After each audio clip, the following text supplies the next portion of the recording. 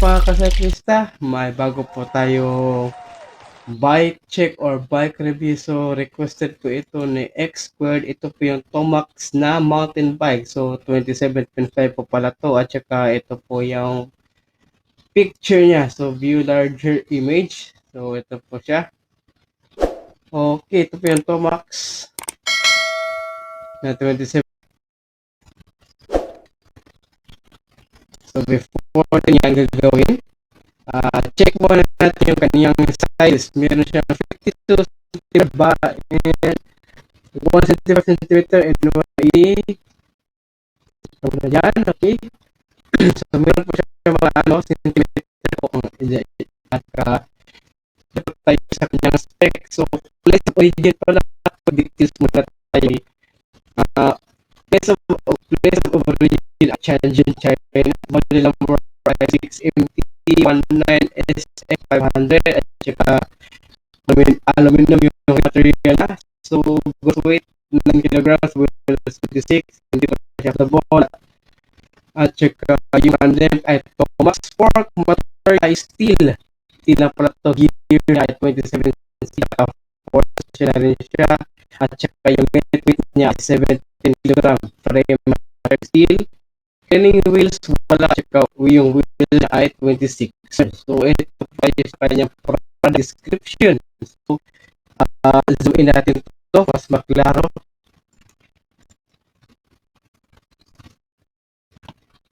Specs niya, saan ba yun?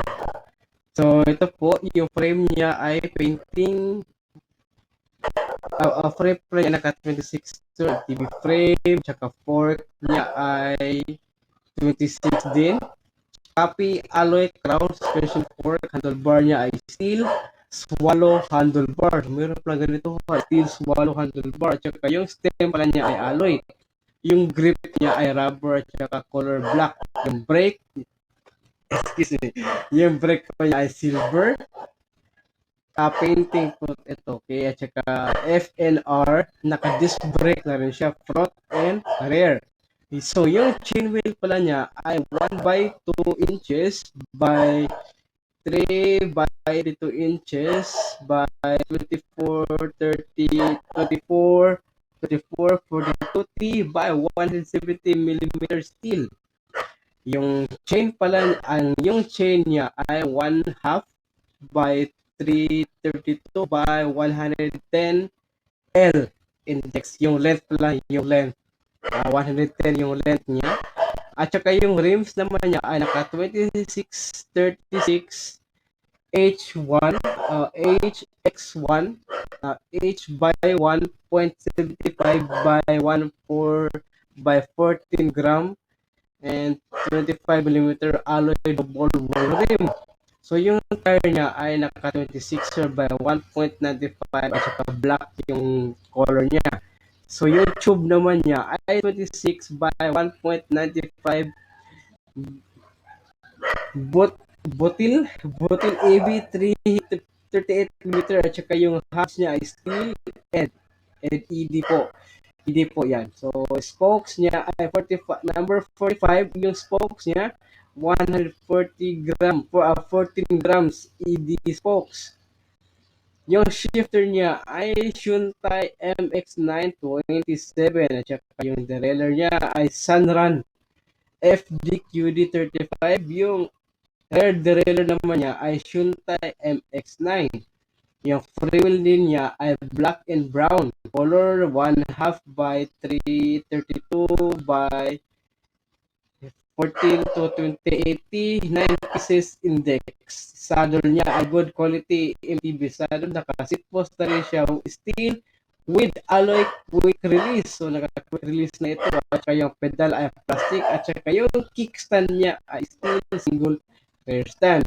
So wala na. So yun lang po mga kasiklista. At saka i-check po natin itong bike. Ito yung bike na itong Tomax na bike. At saka okay, natin. So yung frame niya Tomax, ganda, parang nag-reflect siya. Dito pa tayo sa harap. So ito itong handlebar niya at saka yung stem. Yung kay normal na po, wala pa siyang lock suspension. Ay, ito po okay po siya. Yung fork niya. Dito naman tayo ay naka Tomax din pala itong pedal crank. Pedal crank. Naka ano pala tawag dito, mm, naka-Tomax na rin siya. Yung brand pala niya ng arm po. Pedal arm. Pedal arm, okay. So, and ito po yung drivetrain niya. Drivetrain ng Tomax. So, ito yung pulley na ibang color yung pulley niya. At saka yung kanyang ano, cassette. Cassette ba to? Nakalimutan ko. Cassette or cogs. Ano? Cassette, cogs, or sprocket. So, ito po siya. Gulong niya. At saka quick release na po ito. Quick release na siya. So, Tomax din po ang brand ng saddle. At saka yung excuse me. At saka yung seat post naman niya ay naka-Tomax na rin siya. So, kung nagtatanong po kayo kung ano yung diameter, so normal diameter po, normal, mayroon po itong mga normal. So, yung iba kasi nabago nila. So, ganito yung frame niya, maliit siya. So, parang small. I think small frame na ito eh. Ito, small frame. Kaya ito siya, maganda siya. Maganda.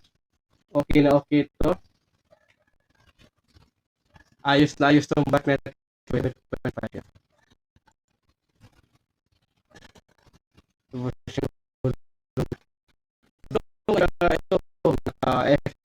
FB, yung ID niya. All in all, maganda itong Max para sa akin. So, ito po siya. Okay. Ito po siya, Tomax po. Sana nagustuhan niyo po. Okay.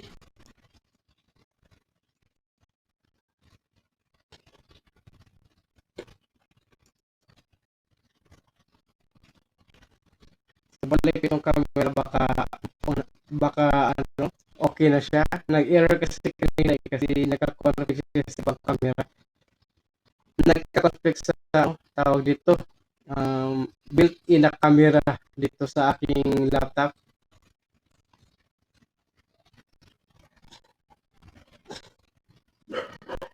So, okay na siya. So, okay.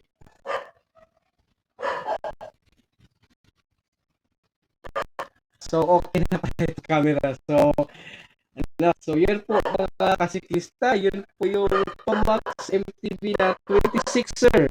So, 27 speed po lahat. Yung kanyang drive, yung kanyang RT. So, maganda na rin siya para akin. At saka ano, talagang napakasulit itong bike. Pero, ano, wala po akong nakikita price. Kasi, international po pala itong bike na ito.